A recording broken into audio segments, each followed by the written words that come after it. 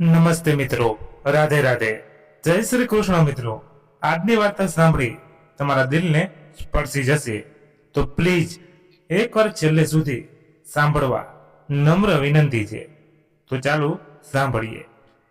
ગીરની તળેટીમાં આવેલું એ નાનકડું ગામ એટલે જાણે પ્રકૃતિ પોતાના હાથે ચિતરેલું એક જીવન ચિત્ર. ગામની ભાગોળથી ખળખળ વહેતી હિરણ નદી ના કિનારે ઉભેલા વર્ષો જૂના વડલા અને પીપળાના ઝાડ અને દૂર દેખાતા ગીરના ડુંગરાઓ આ ગામની શોભા વધારતા હતા. સવાર પડે એટલે પંખીઓના કલવર સાથે મંદિરમાં વાગતી ઝાલર અને શંખના નાદથી આખું ગામ જાગી ઉઠ્યું. રાતના નીરવ અંધકારમાં ક્યારેક જંગલમાંથી આવતી ડાલામથા સિંહની ડણક ગામના લોકોને પ્રકૃતિની તાકાતનો અહેસાસ કરાવતી. અવાજ એક શાંત અને હરિયાળા ગામમાં જીવકુબા નામના 65 વર્ષના એક વૃદ્ધ રહેતા હતા. આજે ભલે જીવકુબાની ક્યાં કરચલીઓથી ખેરાઈ ગઈ હોય, એમની પીઠ થોડી વળી ગઈ હોય અને હાથમાં લાકડી આવી ગઈ હોય, પણ એક સમય હતો જ્યારે આખા ગામમાં એમનો ભારે રોવાબ હતો. આજથી 20 વર્ષ પહેલાની વાત કરી હતી. જીવકુબાના આંગણામાં 25 ગાયો અને ભેંસો બાંધેલી રહેતી. સવાર પડે ને જીવકુબાના હાથમાં વલોણું ભરે ત્યારે આખા ફળિયામાં સાસની સુગંધ ફેલાઈ જતી. એમનો અવાજ એટલો ગામના લોકો માટે એક આદેશ કરનાર. લોભી એમના પતિ દેવાઈતભાઈ ગામના આગેવાન હતા, પણ ઘરનો અને ડેલીનો વહીવટ તો જીવકુબાના જ હાથમાં રહેતો. એમના હાથમાં પહેરેલા ચાંદીના કડલા અને પગના ઝાંઝરનો રણકાર આખા ઘરમાં ગુંજતો રહેતો. ગામના કોઈ ગરીબના ઘરે પ્રસંગ હોય કે કોઈને આર્થિકની મદદ જરૂરી હોય, જીવકુબાની ડેલીએથી કોઈ ખાલી હાથે પાછું ન જતું. પણ સમયની ગતિને કોઈ રોકી શક્યું નથી. કાળચક્ર ફર્યું અને જીવકુબાના જીવનમાં અણધારી પાનખર આવી ગઈ. દેવાઈતભાઈને અચાનક એવી બીમારી ભરખી ગઈ કે જીવકુબાની દુનિયા જાણે લૂંટાઈ ગઈ. દવાખાનાના ધક્કા, માનતાઓ અને આખરી સેવા છતાં દેવાઈતભાઈ કાળધર્મ પામ્યા. ઘરનો મોપ તૂટી પડ્યો. પતિની ચિતાની આગમાં જીવકુબાઈએ માત્ર પોતાના સાથીદારને જ નહીં પણ પોતાના અસ્તિત્વના એક મોટા હિસ્સાને પણ સળગતો જોયો. પતિના ગયા પછી ઘરની અને જમીનની જાયદાદની બધી જ જવાબદારી તેમનો એકનો એક દીકરો પ્રવીણ અને વહુ સવિતાના હાથમાં આવી ગઈ. શરૂઆતના થોડા મહિનાઓ તો બધું બરાબર ચાલ્યું. પ્રવીણે મને આશ્વાસન આપ્યું, માં તું ચિંતા ન કરતી, બાપુજી ભલે ગયા પણ હું બેઠો છું ને. પણ જેમ જેમ સમય વીતતો ગયો તેમ તેમ સત્તા અને સંપત્તિના નશામાં દીકરા અને વહુના વર્તનમાં બદલાવ આવવા લાગ્યો. ધીમે ધીમે જમીન, મકાન અને બેંક ખાતા બધું જ પ્રવીણના નામે થઈ ગયું. જે જીવકુબા એક સમય આખા ઘરના માલિક હતા, એ જ જીવકુબા ધીમે ધીમે પોતાના જ ઘરમાં એક વધારાના સામાન, એક જૂના ફર્નિચરની જેમ જીવવા મજબૂર થઈ ગયા. જીવકુબાનું સ્નાન હવે ઘરના મુખ્ય ખંડમાંથી ખસીને ફળિયાના છેવાડે આવેલા એક અંધારા, ભેજવાળા અને હવા ઉદાસ વગરના ઓરડા પૂરતું સીમિત રહી ગયું હતું. એ ઓરડામાં એક જૂનો ખાટલા માટેનું એક માટલું અને દિવાલ પર લટકતી ભગવાન શિવજીની એક જૂની છબી, બસ આટલી જ એમની દુનિયા હતી. એમની દિનચર્યા કોઈ ગુલામથી કમ ન હતી.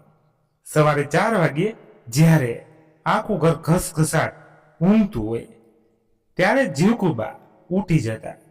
કમરના દુખાવાને અવગણીને વાડામાં જઈને પશુઓનું વાસિંદું કરવું, ગાયોને નીરના અને આખું ફળિયું વાળું એ એમનું રોજનું કામ હતું. આટલું કર્યા પછી પણ જો ક્યારેક કોઈ કામમાં થોડી પણ ચૂક રહી જાય તો વહુ સવિતાની કડવી જીભ તરત જ ચાલુ થઈ જતી. આ ડોસીને તો હવે આંખે સૂઝતુંય નથી, કામ સરખું થતું નથી, નકરા રોટલા ભાંગવા છે ને ઘરમાં પડી રહેવું છે. સવિતાના આવા વેણ જીવકુબાના કાળજાને વીંધી નાખતા. પ્રવીણ બધું સાંભળતો, પણ પત્નીની સામે માનો પક્ષ લેવાની એનામાં હિંમત કે દાનત રહી ન હતી. ઘરડા ગાડા વાળે એ કહેવત હવે આ ઘરમાં કોઈને યાદ ન હતી. દીકરાને મોટો કરવા માટે પોતે કરેલા ઉજાગરા અને લીધેલા દુઃખો જીવકુબાની આંખો સામે તરવરી ઉઠતા.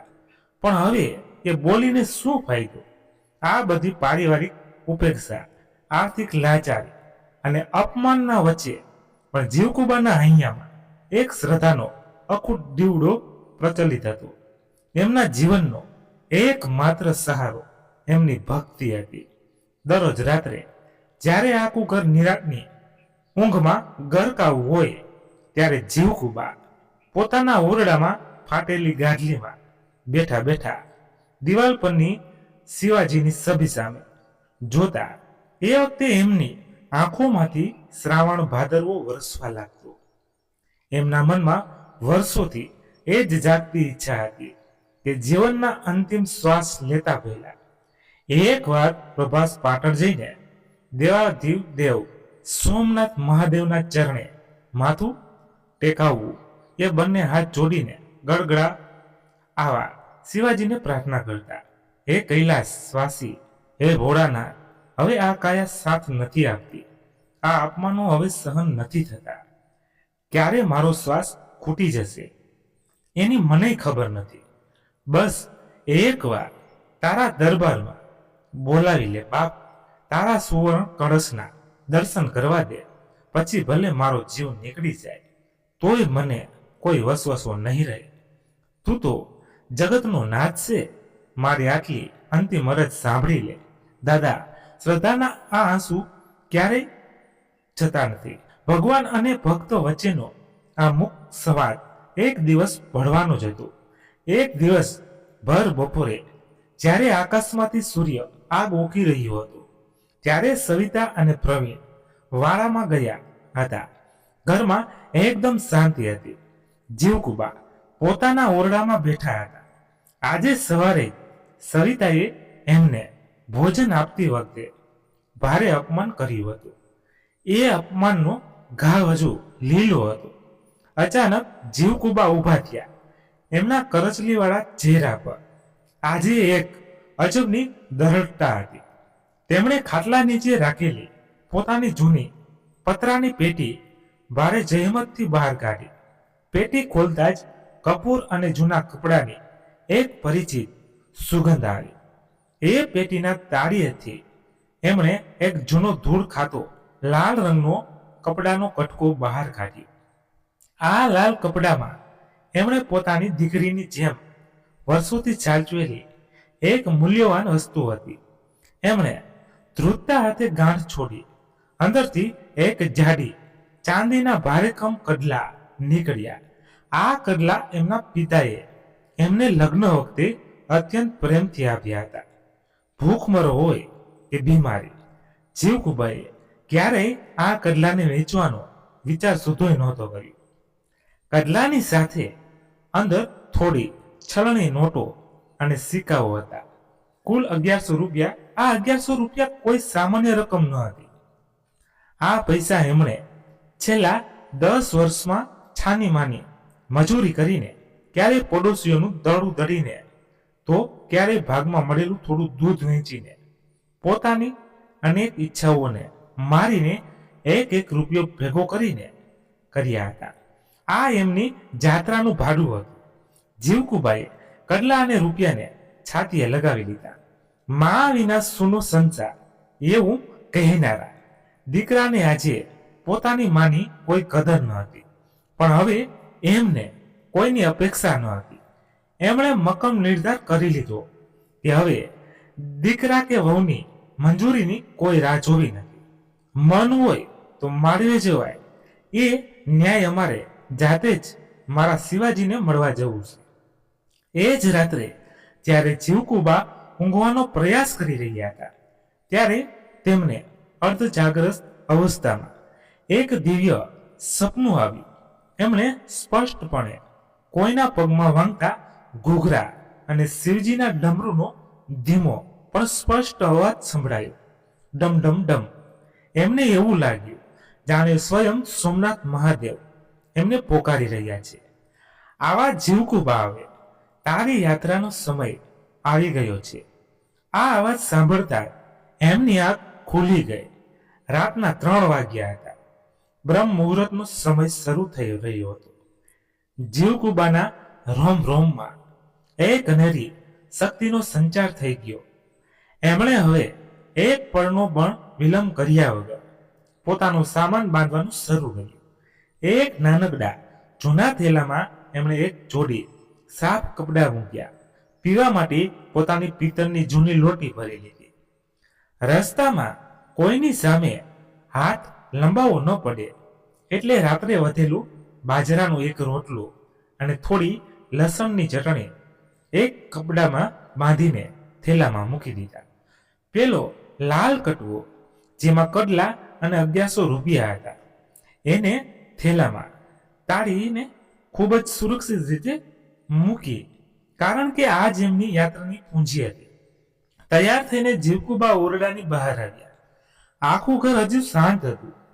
એમણે દિવાલ પર લટકતી શિવજીની છબી સામે 2 હાથ જોડ્યા અને આંખો બંધ કરી. પછી એક નજર જે ઘરમાં એમણે આખું જીવન વિતાવ્યું હતું તે આંગણા તરફ નાખી. કોઈ ફરિયાદ નહીં, કોઈ ગુસ્સો નહીં, માત્ર એક વૈરાગ્યનો ભાવ એમના ચહેરા પર હતો.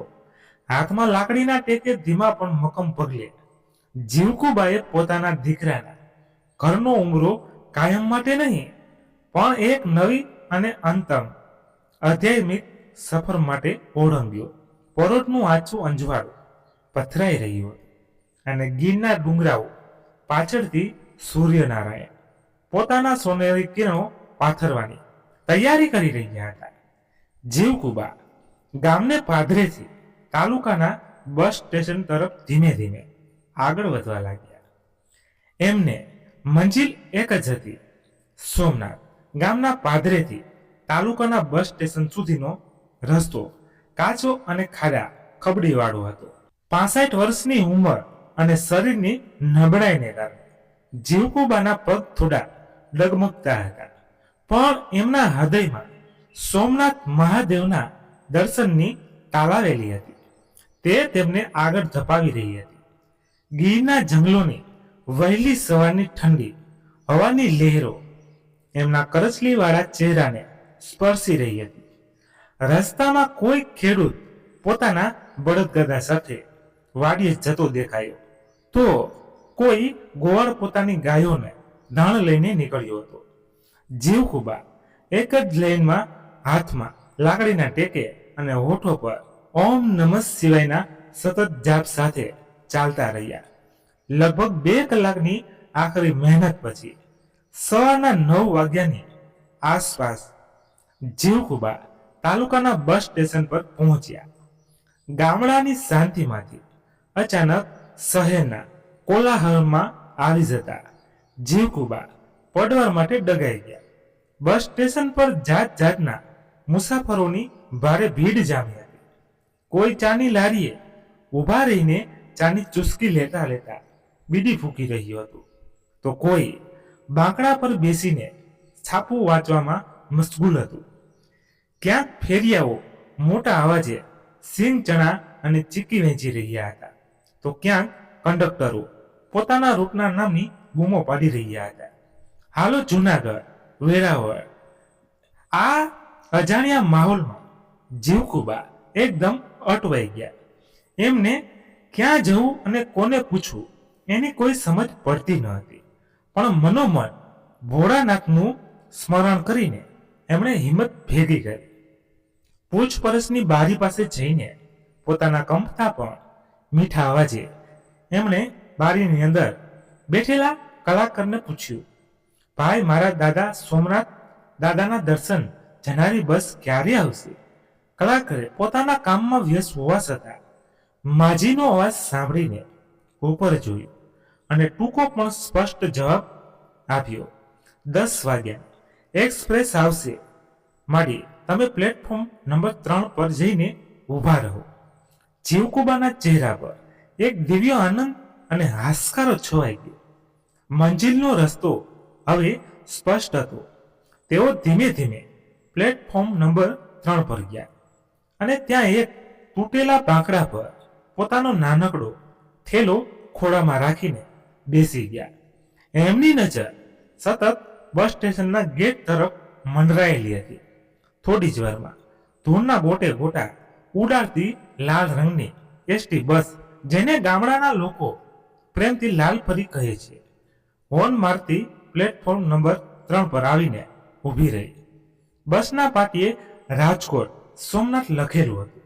બસ ઊભી રહેતાની સાથે જ આસપાસ બેઠેલા લોકોમાં અચાનક જ દોડધામ વસી ગઈ.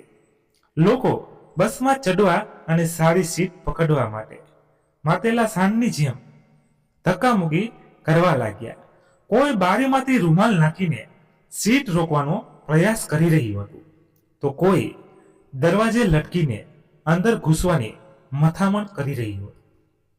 જીવકુબાઈએ પણ ઊભા થઈને બસ તરફ જવાનો પ્રયાસ કર્યો, પણ આ જુવાન અને સ્વાર્થી ભીડના ધક્કાઓ સામે એમનું વૃદ્ધ શરીર ટકી શક્યું નહીં.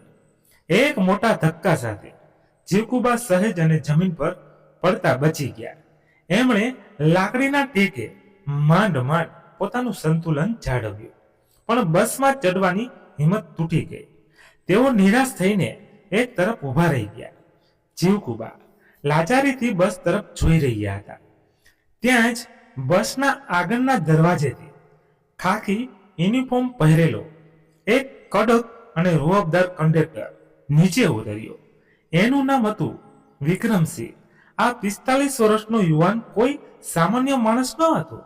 તે ભારતીય સેનામાંથી નિવૃત્તિ થયેલો એક સાચો સૈનિક હતો. આર્મીમાંથી નિવૃત્ત લીધા પછી એણે એસટી નિગમમાં કંડક્ટર તરીકેની નોકરી સ્વીકારી હતી. વિક્રમસિંહનો દેખાવ કડક હતો. મોટી મૂછો, કોળી છાતી અને લશ્કરી ચીસ એના ચાલવા બોલવામાં સ્પષ્ટ દેખાતી હતી. તે બહારથી નાળિયેર જેવો કઠોળ હતો અને અંદરથી એનું હૃદય એકદમ નરમ અને સંવેદનશીલ હતું. નીચે ઉતરતા જ એની નજર ધક્કામુક્કી કરતી ભીડ અને ખૂણે લાકડીના ટેકે ઉભેલા નિરાશ જીવકુબા પર પડી. વિક્રમસિંહનો લશ્કરી મિજાજ તરત જ જાગી ગયો. એણે ભીડને હટાવીને ગર્જના કરતા કડક અવાજે કહ્યું, એલા ભાઈઓ, જરા શરમ કરો, શરમ. ભણેલા ગણેલા થઈને પશુઓ જેવું વર્તન કરો છો. અરે પહેલા આ વૃદ્ધ માડીને ચડવા દો, પછી તમે બધા નિરાતે ચડજો. બસ કોઈને મૂકીને ભાગી જવાની નથી. એના કડક અવાજ સામે ભીડ શાંત થઈ ગઈ અને લોકોએ રસ્તો કરી આપ્યો. વિક્રમસિંહ ચાલીને જીવકુબા પાસે ગયો. એણે અત્યંત આદરથી માજીનો હાથ પકડ્યો અને હળવાશથી બોલ્યો, હાલો માડી, મારો હાથ પકડી લો. ધીમે ધીમે પગથિયા ચડજો. વિક્રમસિંહે એમને સહારા આપીને બસમાં ચડાવ્યા અને ડ્રાઈવરની બરાબર પાછળની, જ્યાંથી સીધી હવા આવતી હોય એવી મહિલાઓ માટે અનામત રાખેલી સીટ પર બેસાડ્યા. જીવકુબાના હૈયામાંથી આ અજાણ્યા યુવાન માટે આશીર્વાદનો ધોધ વસૂટી પડ્યો. જીવતો રહ્યો મારો દીકરો, ભોળાનાથ તારી રક્ષા કરે. બાપ, બધા મુસાફરો ગોઠવાઈ ગયા. પછી ડ્રાઈવરે બસને ગિયરમાં પાડી અને બસ હાઈવેના ખુલ્લા રસ્તા પર દોડવા લાગી. ગેરની હરિયાળી હવે બારીની બહાર પાછળ છોટી રહી હતી.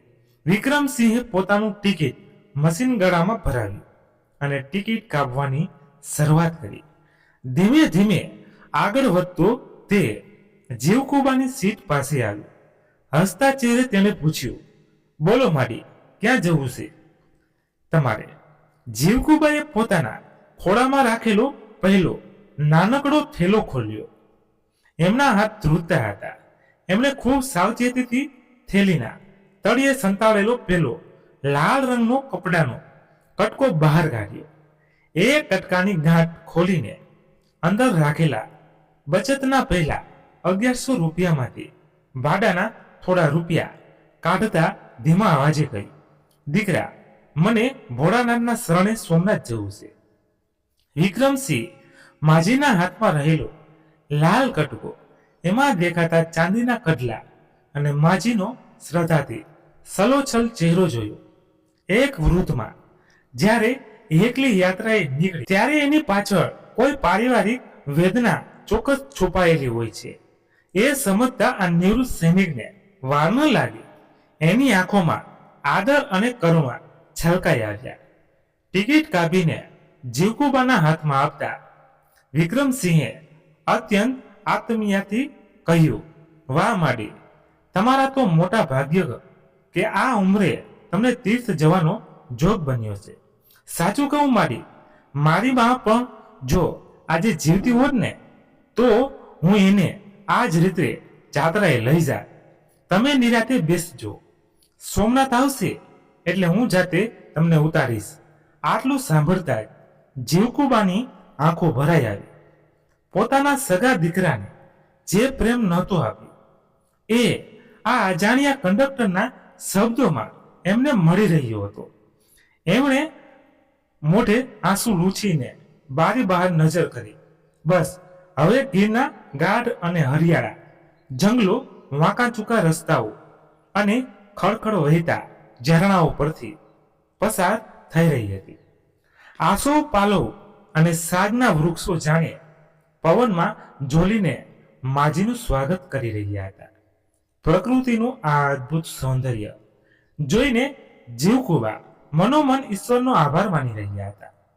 એમનું હૃદય અત્યારે દુત્યંતી મોહમાયામાંથી થઈને શિવ ભક્તિના લીનમાં થઈ ગયું હતું. પણ દુનિયામાં જ્યાં જ્યાં સુધી પ્રકાશ છે ત્યાં સુધી અંધકાર પણ રહેવાનો હતો. આ જ બસમાં જીવકુબાની સીટ થોડે દૂર એક એવો શખ્સ બેઠો હતો જેના ઈરાદા બિલકુલ નેક ન હતા. એનું નામ મગનલાલ હતું. દેખાવમાં મગનલાલે એકદમ સફેદ જભો અને લેંગો પહેર્યો હતો. ગળામાં રુદ્રાક્ષની મોટી માળા હતી. માથે ચંદનનું મોટું તિલક હતું અને હાથમાં એક જાડું ધાર્મિક પુસ્તક લઈને તે બહુ મોટો સંત કે સજ્જન હોય એવો ડોળ કરી રહ્યો હતો. પણ અસલમાં તે ધર્મના નામે લોકોને લૂંટતો એક ભેખધારી બગલો હતો. જ્યારે જીવકુબા ટિકિટ માટે પોતાના થેલામાંથી પહેલો લાલ કટકો કાઢી રહ્યા હતા ત્યારે મગનલાલની ચાલાક અને લોભી નજર એ લાલ કટકા પર જ પડી ગઈ હતી. એણે ચાંદીના ભારેકમ કડલાની ચમક અને નોટોની થપ્પી જોઈ લીધી હતી. એના મનમાં લાલચનો કીડો સળવળી ઉઠ્યો.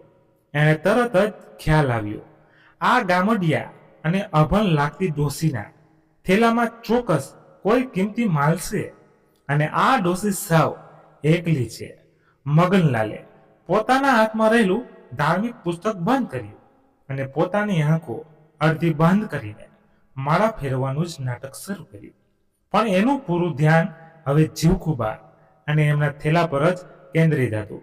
એક શિકાર જેમ પોતાના શિકારને નબળી પણની રાહ જોતો હોય તેમાં સ્વાર્થી લૂંટારો બસના કોઈ સ્ટેન્ડ પર ઊભા રહેવાની અને માજીના સીટ ઉપરથી ઊભા થવાની રાહ જોવા લાગ્યો. બસ પોતાની મંજિલ તરફ ગતિ કરી રહી હતી અને સાથે જ એક મોટી કસોટી પર જીવકુબાની શ્રદ્ધાની રાહ જોઈ રહી હતી. લાલપરી બસ ગીરના કાચા પાકા અને વાંકા ચૂકા રસ્તાઓ પરથી પસાર થઈને હવે સપાટ હાઈવે પર આવી ગઈ. બપોરનો સમય થઈ ગયો હતો અને સૂર્યદેવ પોતાને પૂરો પ્રકોપ વરસાવી રહ્યા હતા. ઉનાળાની શરૂઆત હતી એટલે બારીમાંથી આવતો પવન પણ હવે ધીમે ધીમે ગરમ લૂમક ફેરવાઈ રહ્યો હતો. બસની એકધારી ગતિ અને ગરમ પવનના કારણે મોટા ભાગના મુસાફરોને ઝોકાવવા લાગ્યા હતા.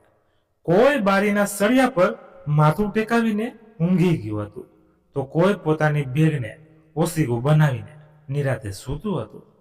જીવકુબાની આંખોમાં ઊંઘ ન હતી. એમની આંખોમાં તો માત્ર સોમનાથ મહાદેવના સુવર્ણ કળશ અને દરિયાના મોજાઓ તરવરી રહ્યા હતા. તેઓ ધીમા અવાજે સતત ઓમ નમઃ શિવાયનો જાપ કરી રહ્યા હતા. પરંતુ આ શાંત માહોલમાં પણ એક શખ્સ એવો હતો જેની આંખોમાં ઊંઘનું નામ નિશાન ન હતું. એ હતો પહેલો ભેખધારી બગલો મગનલાલ. એની લાલચુ આંખો સતત જીવકુબા અને એમના ખોળામાં રહેલા થેલા પર મંડરાયેલી હતી. તે બસ બરાબર તકલીફની જ રાહ જોઈ રહ્યો હતો. બપોરના લગભગ 1:30 વાગ્યાની આસપાસ બસ તાલાલાલ નજીક એક વિશાળ અને ભીડવાળી હેલી હોટલ પાસે ધીમી પડી અને ઊભી રહી. ડ્રાઈવરે એન્જિન બંધ કરી. વિક્રમસિંહે પોતાની સીટ પરથી ઊભા થઈને મોટા અવાજે જાહેરાત કરી, આલો ભાઈઓ, 20 મિનિટનો વિરામ છે. સૌ મુસાફરો ચા પાણી નાસ્તો કરવો હોય એ કરી લેજો અને હાથ પગ પોકળા કરી લેજો. બરાબર 20 મિનિટ પછી બસ ઉપડી જશે, એટલે કોઈ આગુ પાછું જતા રહે. આ સાંભળીને ઊંઘતા મુસાફરો જાગ્યા અને એક પછી એક બસમાંથી નીચે ઉતરવા લાગ્યા. હોટલ પરની ચાની લારીઓ, ભજીયા અને ગાંઠિયાની સુગંધ હવામાં ફેલાયેલી હતી. જીવકુબા પણ સવારથી સતત બેસી રહેવાના કારણે થાક અનુભવી રહ્યા હતા. એમણે વિચાર્યું કે ચાલો નીચે ઉતરીને જરા હાથ તો મોં ધોઈ લઈએ અને લોટીમાં તાજું પાણી ભરી લઉં, જેથી શરીરમાં થોડી સ્ફૂર્તિ આવે. એમણે પોતાનો પહેલો નાનકડો ઠેલો, જેમાં એમની આખી જિંદગીની પૂંજી અને યાત્રાનો ખજાનો હતો, એ બારી પાસેની પોતાની સીટ પર મૂક્યા.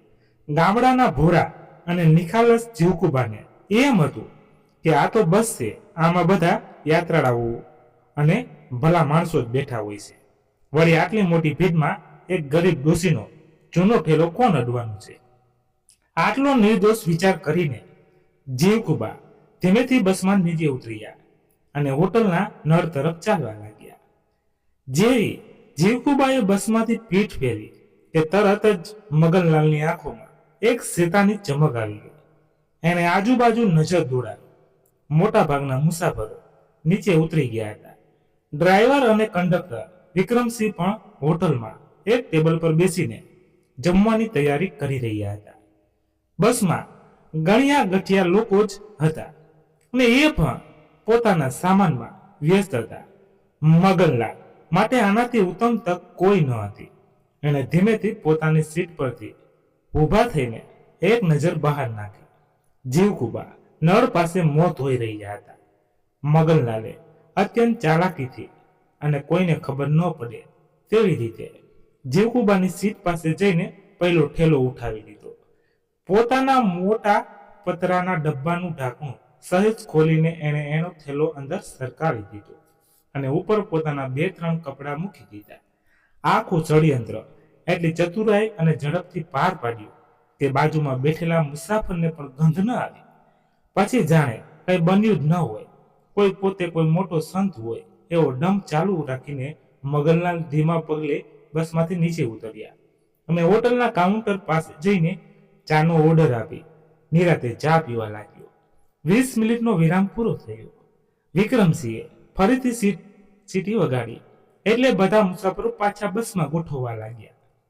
જીવકુબા પણ પોતાનું મોઢું જોઈને પાણીની રોટી ભરીને મનમાં શિવજીનું નામ લેતા લેતા બસમાં પાછા આવ્યા.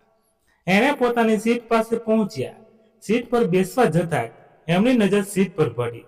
ખાલી સીટ. એમનું હૃદય એક ધબકારો ચૂકી ગયું. એમણે અડધા ઊભા થઈને આસપાસ નજર કરી. સીટની નીચે જોયું, બાજુમાં જોયું, પણ થેલો ક્યાંય ન હતો. પડવાર માટે તો જીવકુબાના પગ નીચેથી જમીન જ સરકી ગઈ. એમની આંખો પહોળી થઈ ગઈ અને ગળામાંથી અવાજ નીકળતો બંધ થઈ ગયો. જે થેલામાં એમણે પોતાના પિતાએ આપેલા ચાંદીના કડલા, જે એમનો એકમાત્ર ભાવનાત્મક આધાર હતા અને 10 વર્ષ સુધી સાની મજૂરી કરીને ભૂખ્યા રહીને બચાવેલા 1100 રૂપિયા હતા, તે થેલું ગાયબ હતું. અરે બાપરે, મારો થેલો ક્યાં ગયો? મારા બાપે આપેલા કડલા, મારા શિવજીને ચડાવવાના રૂપિયા. જીવકુબાના ગળામાંથી એક અર્થનાદ નીકળી ગયો. તેઓ બે હાથ માથે લઈને સોધારાસુએ રડવા લાગ્યા. તેમનું આખું શરીર ધ્રુજી રહ્યું હતું. મારી 10 વર્ષની મંજૂરી લૂંટાઈ ગઈ. હે ભોળાનાથ, તીએ આ મારી કેવી કસોટી કરી? બાપ, હું તો તારા શરણે આવતી હતી. તે મારો એકમાત્ર સહારો પણ છીનવી લીધો. આ વૃદ્ધ માજીના હૃદયદ્રાવક રુદનથી આખી બસમાં સોફો પડી ગયો. મુસાફરોમાં ગણગણાટ શરૂ થઈ ગયો. કોઈ કહેતું, અરે રે, બિચારા માજીનો સામાન ચોરાઈ ગયો. તો કોઈ કહેતું, ધ્યાન ન રખાય. બસમાં તો આવા ચોર બહુ ફરે છે, પણ કોઈ પોતાની સીટ પરથી ઊભો થઈને માજીને મદદ કરવા માટે આગળ ન આવ્યો.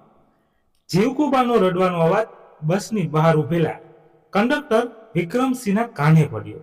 તે તરત જ પોતાનું ટિકિટ મશીન સંભાળતો બસમાં દોડી આવ્યો. જીવકુબાની હાલત જોઈને એને ભારે આઘાત લાગ્યો. શું થયું માડી? કેમ આટલા બધા રડો છો? તમારો જીવ કેમ આટલો બધો અકડાય છે? વિક્રમસિંહ માજીના ખંભે હાથ મૂકીને પૂછ્યું. જીવકુબાએ ધ્રુજતા અવાજે અને આંસુ લૂછતા લૂછતા આખી વાત કહી દીધી. દીકરા, હું નીચે મોં ધોવા ગઈને કોઈ મારો થેલો લઈ ગયો. એમાં મારા યાત્રાના પૈસા હતા, મારા પિયરની નિશાની હતી. હવે હું જાત્રા કેમ કરીશ?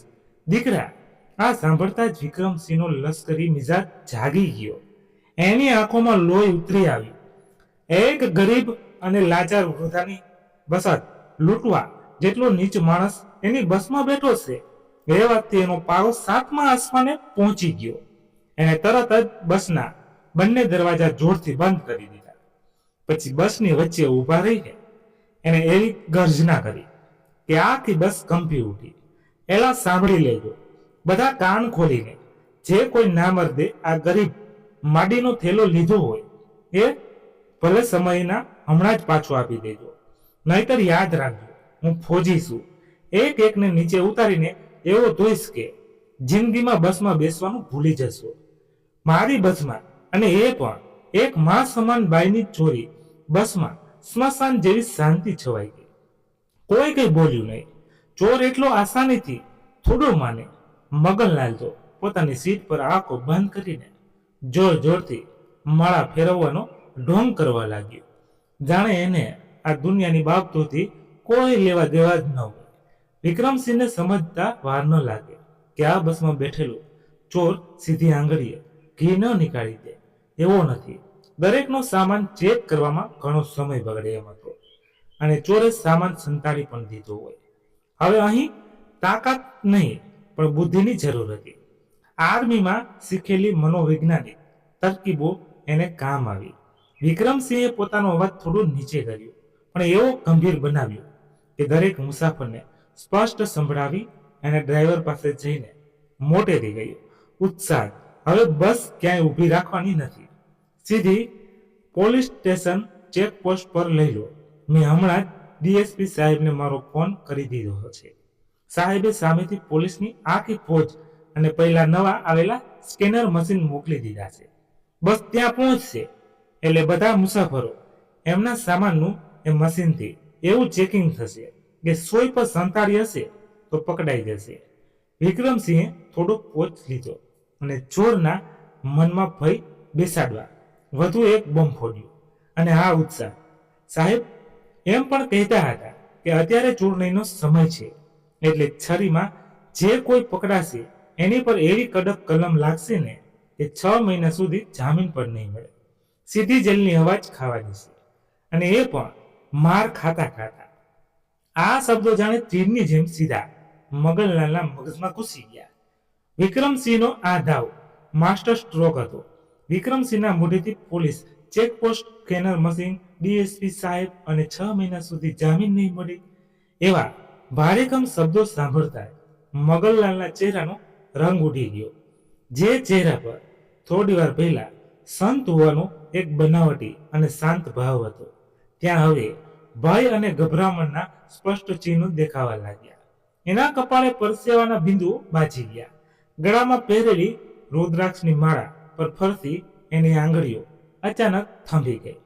પાપ છાપરે સરીને પોકારે એ કહેવત હવે મગનલાલ પર પૂરેપૂરું લાગુ પડી રહી હતી. એનું હૃદય છાતીના પાંજરામાં ધમધમવા લાગ્યું. એને સતત એવું લાગવા માંડ્યું કે બસ હવે ગમે ત્યારે પોલીસની ગાડીઓ વચ્ચે ઘેરાઈ જશે. પોલીસના દંડા, જેલની કાળમી કોટડી અને સમાજમાં થનારી બદનામીના વિચારોથી એની હાલત અત્યંત કફોડી થઈ ગઈ. લોભના નશામાં એની એક વૃદ્ધ અને લાચાર માજીની તો મૂડી ચોરી લીધી. હવે અને પસ્તાવાથી એના માટે લોઢાના ચણા છાવવા સમાન બની ગયું હતું. બસ હાઈવે પર પૂરપાટ ઝડપે દોડી રહી હતી. મગનલાલને લાગ્યું કે જો પોલીસ ચેકપોસ્ટ આવી જશે તો પોતે ચોક્કસ પકડાશે. એટલે એણે આ આપતમાંથી બચવાનો એક જ રસ્તો વિચાર્યો. પુરાવાનો જ નાશ કરવો. એણે નક્કી કર્યું કે જેકુબાનો પહેલો લાલ થેલો બારીની બહાર જ ફેંકી દો, જેથી ચેકિંગ વખતે પોતાની પાસેથી કંઈ મળે જ નહીં. એણે અત્યંત ધીમેથી પોતાની આજુબાજુ કોઈ જોતું નથી એની ખાતરી કરીને પોતાની સીટ નીચે રાખેલો પત્રનો ડબ્બો ખોલ્યો. ડબ્બામાંથી એણે જીવકુબાનો પહેલો લાલ થેલો બહાર કાઢ્યો. હાથમાં થેલો લઈને એણે ધીમેથી બારીનો કાચ ખસેડ્યો અને થેલાને બહાર ફેંકી દેવાનો પ્રયાસ. પણ એ ભૂલી ગયો હતો કે બસના આગળના ભાગમાં એક બહાદુર સૈનિક ઊભો હતો. વિક્રમસિંહની બાજ નજર સતત બસના અરીસામાં અને મુસાફરોની હિલચાલ પર જ મંડરાયેલી હતી. જેવો મગનલાલે થેલો બહાર કાઢ્યો, વિક્રમસિંહની નજર એ લાલ કટકા પર પડી ગઈ. ચિત્તાની સફળતાની વિક્રમસિંહ પોતાની જગ્યાએથી દોડ્યો અને મગનલાલ થેલો બહાર ફેંકે એ પહેલા જ એને મગનલાલનો હાથ કાંડામાંથી મજબૂતાઈથી પકડી લીધો. મગનલાલ, તમે જ આ ધર્મનો ઢોંગ પાછળ ચોરીનો ખેલ રમી રહ્યા હતા ને? વિક્રમસિંહે ગર્જના કરતા કહ્યું. એની પકડ એની મજબૂત હતી કે મગનલાલના હાથમાંથી થેલો છટકીને સીટ પર પડી ગયો. વિક્રમસિંહના અવાજથી આખી બસનું ધ્યાન મગનલાલ તરફ ખેંચાયું. જે મુસાફરો અત્યાર સુધી મૂંગા મોઢે બેઠા હતા તે બધા હવે આપ એક ધારી બગલાનું અસલી રૂપ જોઈને અસંભામાં પડી ગયા. ચોવાલા એક માણસ છે, સફેદ કપડાં પહેરીને ધર્મના નામ પર ધતિંગ કરે છે. એક યુવાને ગુસ્સામાં કહ્યું. આવા પાપીઓને કારણે સાચા સંતો બદનામ થાય છે. શરમ નથી આવતી? એક બિચારી ઘરડી માનો સામાન ચોરતા એક મહિલાએ ફિટકાર વરસાવ્યો. મગનલાલ શરમથી પાણી પાણી થઈ ગયો. એને નહોતો સંતનનું મોહરું હવે સંપૂર્ણપણે ઉતરી ચૂક્યું હતું. વિક્રમસિંહે એની કોલર પકડીને એને સીટ પરથી ઊભો કર્યો અને જીવકુબા પાસે લઈ આવ્યો. પોલીસના ડર અને લોકોના રોષથી ફફડી ઉઠેલો મગનલાલ સીધો જીવકુબાના પગમાં પડી ગયો. એ ગડગડા અવાજે રડવા લાગ્યો. માડી, હે માડી, મને માફ કરી દો. મારી દાનત બગડી ગઈ હતી. મને પોલીસના હવાલે ન કરતા. માડી, મારા ઘરે બે નાના છોકરા છે. જો હું જેલમાં જઈશ તો એ બિચારા રજડી પડશે. મારી મોટી ભૂલ થઈ ગઈ. મને એકવાર જીવનદાન આપો. બધા મુસાફરો કહેવા લાગ્યા. ના માજી, આના પર જરાય દયા ન ખાતા. આને તો પોલીસને જ સોંપજો, જેથી બીજી વાર કોઈ ગરીબને ન લૂંટે. વિક્રમસિંહ પણ ડ્રાઈવરને બસ પોલીસ સ્ટેશન લેવાનો ઈશારો કરતા જતા હતા. પણ ત્યારે જીવકુબાએ જે કર્યું એ જોઈને આખી બસ આવાક રહી ગઈ. જીવકુબાએ પોતાના આંસુ લૂછ્યા. એમણે પોતાનો પવિત્ર લાલ થેલો છાતી સડસો સાંભળ્યો. એમના ચહેરા પર અત્યારે કોઈ ક્રોધ કે બદલાની ભાવના ન હતી, માત્ર એક અદ્ભુત શાંતિ અને કરુણા હતી. એમણે વિક્રમસિંહને રોકતા કહ્યું, રહેવા દે દીકરા, બસ હવે સીધી મારા ભોળાનાથના ધામ તરફ જ જવા દે. પછી એમણે જમીન પર પડેલા મગનલાલને હાથ જોડીને કહ્યું, ભાઈ, મારી વસ્તુ મને પાછી મળી ગઈ. એ જ મારા માટે મોટું ઇનામ છે. સમા વિષમ્ય ભૂષણમ. હું તને કોઈ સજા નહીં કરાવું કે પોલીસના હવાલે પણ નહીં કરું. તારા છોકરાઓને રણઝરતા મૂકીને મારે મારા શિવજીને રાજી નથી કરવા. આટલું બોલીને જીવકુબાઈએ એક ઊંડો શ્વાસ લીધો અને આગળ કહ્યું, પણ દીકરા, એક વાત યાદ રાખજે. આજે તું પોલીસથી તો બચી ગયો, પણ તારા કર્મનો હિસાબ ઉપરવાળો જરૂર લેશે. એની કોર્ટમાં કોઈ જામીન નથી મળતા. ભોળાનાથ તારું ભલું કરે, પણ તારી દાનત હવેથી સાફ રાખજે, નહીતર તારા પાપનો હડો ફૂટશે. ત્યારે તને કોઈ બચાવી નહીં શકે. જીવકુબાના અમૃત સમાન વચનો સાંભળીને વિક્રમસિંહ અને આખી બસના મુસાફરોની આંખો ભીની થઈ ગઈ. સૌના મનમાં જીવકુબા માટે અપાર આદરની લાગણી જન્મી. મગનલાલ સાચા હૃદયથી પસ્તાવો કરતો રહ્યો અને પોતાની જગ્યાએ જઈને ચૂપચાપ બેસી ગયો. બસ ફરીથી પોતાની મંજિલ તરફ આગળ વધી. આવા વાતાવરણમાં એક અનેરી પવિત્રા છવાઈ ગઈ. સાંજ ઢળવાનો સમય થઈ રહ્યો હતો. સૂર્યદેવ ધીમે ધીમે પશ્ચિમ દિશામાં આથમી રહ્યા હતા અને આકાશમાં કેસરી રંગ પથરાઈ રહ્યો હતો. અંતે સૌની મંજિલ આવી ગઈ. બસ પ્રભાસ પાટણ સોમનાથના પવિત્ર પ્રાંગણમાં પહોંચી. બસમાંથી નીચે ઉતરતા જ અરબી સમુદ્રના ધોધવાતા મોજાઓનો ગંભીર અવાજ અને મંદિરમાં વાગતી સાંજની આરતીની ઝાલના રણકારથી જીવકુબાના રોમે રોમમાં એક અનેરી ઉર્જાનો સંચાર થયો. દીકરાની ખારી અને ભક્તિથી તરબોળ હવા એમના ચહેરાને સ્પર્શી એમને લાગ્યું કે જાણે સ્વયં શિવજી એમના બંને હાથ પસરીને એમને આવકારવા ઊભા છે. 10 વર્ષની તપસ્યા આજે ફળી હતી. બસમાંથી ઘણા મુસાફરો ઉતરી ગયા. જીવકુબા ધીમા પગલે આગળ વધી રહ્યા હતા ત્યારે વિક્રમસિંહ એની પાછળ આવ્યો. આ 45 વર્ષના નિવૃત્ત ફોજી અને કડક કંડક્ટરે જીવકુબાના સ્પર્શ કર્યા. માડી, આજે તમે મને અને આખી બસને જીવનનો એક બહુ મોટો પાઠ ભણાવ્યો છે. ગમે એટલો ગુસ્સો આવે છે છતાં દયા અને ક્ષમા શું કહેવાય એ તમારાથી શીખવા મળ્યું છે. વિક્રમસિંહ ગડગડા અવાજે કહ્યું. જીવકુબાએ એના માથે હાથ મૂકીને આશીર્વાદ આપતા કહ્યું, તારા જેવા ફરજ પર દીકરાઓ છે એટલે જ તો દુનિયામાં હજુ માણસાઈ જીવતી છે. મારા બાપ મહાદેવ તારું સદાય કલ્યાણ કરે. ત્યારબાદ વિક્રમસિંહે પોતાનો મોબાઈલ ફોન કાઢ્યો અને જીવકુબાને આપતા કહ્યું, માડી, ઘરે એકવાર જાણ કરી દો, નહીતર પાછળથી સૌ ચિંતા કરશે. જીવકુબાએ વિક્રમસિંહના ફોન પરથી પોતાના ગામડા પડોશીઓનો નંબર ડાયલ કરાવ્યો અને પોતાના દીકરા પ્રવીણને ફોન લગાવ્યો. સામે છેડે પ્રવીણનો અવાજ સાંભળતા જ લાગ્યું કે તે ભારે તણાવમાં હતો. ફોન ઉપાડતા જ જીવકુબાનો અવાજ સાંભળીને પ્રવીણ ધ્રુસકે રડી પડ્યો. સવારથી જીવકુબા ઘરમાં ન હતા એટલે ગામમાં હાહાકાર મચી ગયો હતો. ગામના સરપંચે પણ અને પડોશીઓએ પ્રવીણ અને સવિતાને ભારે ઠપકો આપ્યો હતો. આખા ગામ સામે એમની આબરૂ ધોળધાણી થઈ ગઈ હતી. પ્રવીણને પોતાની ભૂલનો પોતાની પત્નીના ચડાવવામાં આવીને મા સાથે કરેલા ખરાબ વર્તનનો પૂરો પસ્તાવો થઈ રહ્યો હતો. માં ક્યાં છે? તું મને માફ કરી દે માં, હું તો સાવ આંધળો થઈ ગયો હતો. ગામના લોકોએ આજે મારી આંખો ખોલી નાખી છે. હું કાલે જ સવારે ગાડી લઈને તને લેવા સોમનાથ આવું છું. હવે તું જ આ ઘરની માલિક છે. માં તારા વિના આ ઘર ખાવા દોડે છે. પ્લીઝ પાછી આવતી રહે માં. પ્રવીણ બાળકની જેમ રડતો કરગરી રહ્યો હતો. જીવકુબાના ચહેરા પર હવે કોઈ ફરિયાદ ન હતી, કોઈ દુઃખ ન હતું. એમના હૈયામાં રહેલી વર્ષોની ખારાશ જાણે સોમનાથના દરિયામાં ધોવાઈ ગઈ હતી. એમની આંખોમાં માત્ર કૃતજ્ઞતા આંસુ હતા. એમણે શાંત સ્વરે દીકરાને કહ્યું, હું મજામાં છું દીકરા, કાલે નિરાતે આવજે. હું દાદાના દર્શન કરીને તારી જ વાટ જોઈશ.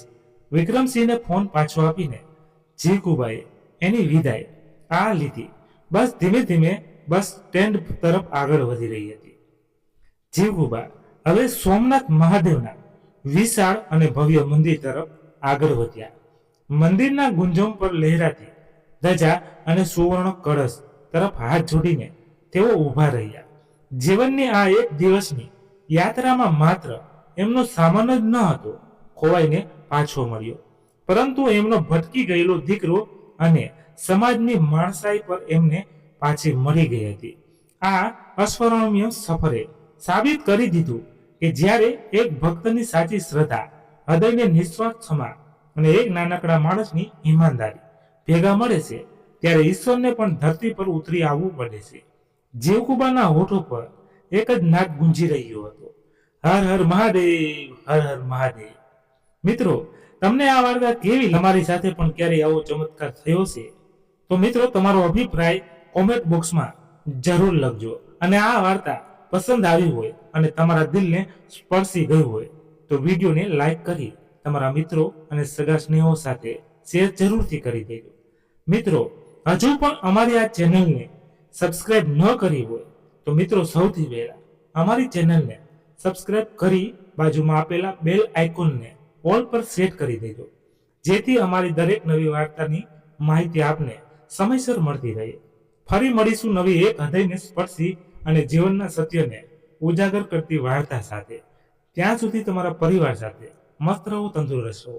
જય માતાજી, જય હિન્દ, જય ભારત. મિત્રો, આમાં આપણાથી કોઈ ભૂલ થઈ હોય તો એની પણ હું ક્ષમા માંગુ છું. ભૂલ તો માણસથી જ થાય છે. સોરી, તો પણ કોમેન્ટમાં લખતા રહેજો એટલે અમને પણ ખબર પડે. Thank you so much.